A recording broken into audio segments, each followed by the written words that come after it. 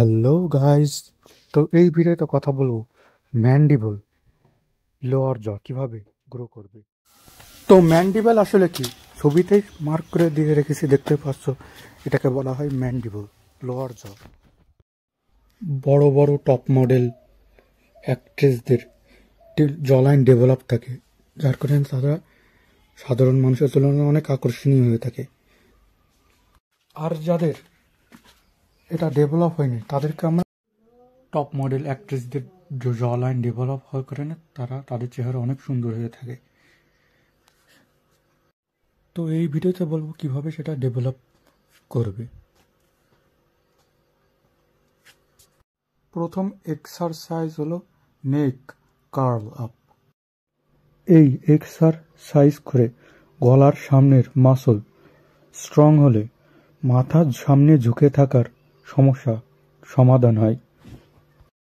Cervical, এটা কিভাবে করবে,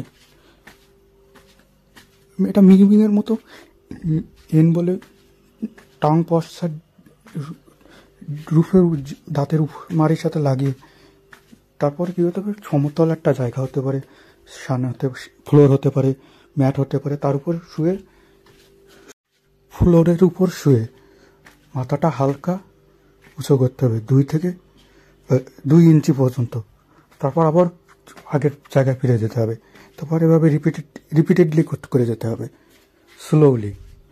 বেশি তাড়াতাড়িও করা যাবে না, এতে কী হবে, সমস্যা হতে পারে। তাই ধীরে ধীরে করতে হবে এটা।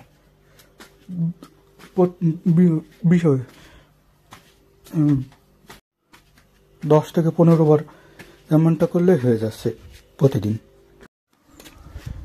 আর একটা এক্সারসাইজ হলো চিন টাক। তো এটা কিভাবে করবে, দেওয়ালের সাথে ঘেঁষে দাঁড়াতে হবে, তারপরে মাথাটা পিছনের দিকে আনতে হবে, পেছনের দিকে এনে তারপর এটা কয়েক সেকেন্ড 4 থেকে 5 সেকেন্ড ধরে রেখে তারপর আবার স্বাভাবিক অবস্থা ফিরে যেতে হবে, যেটা ছবিতে দেখতে পাচ্ছ। এভাবে করলে জ লাইন, এটা করলে লোয়ার জ গ্রো হবে, এবং যাদের ওভারওয়েট ইস্যু আছে তারাও এটা করে অনেক উপকার পাবে। আর একটা এক্সারসাইজ হলো জ রেজিস্ট্যান্ট পুশ।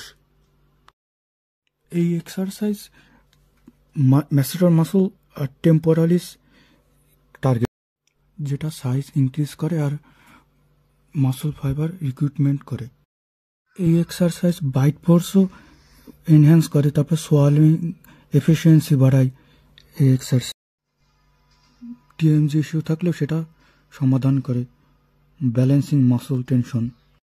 উলফের ল অনুযায়ী বোন রিমডেলিং করে এই এক্সারসাইজ, যার ফলে বোন ডেনসিটি ইনক্রিজ হয়।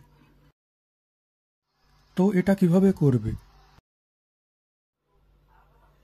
মুষ্টি করে উপরের দিকে চাপ প্রয়োগ করতে হবে, শক্তি প্রয়োগ করতে হবে, এবং ভেতর থেকে নিচের দিকে জিভ দিয়ে নিচের দিকে চাপ প্রয়োগ করতে হবে বিপরীতে ওই শক্তির।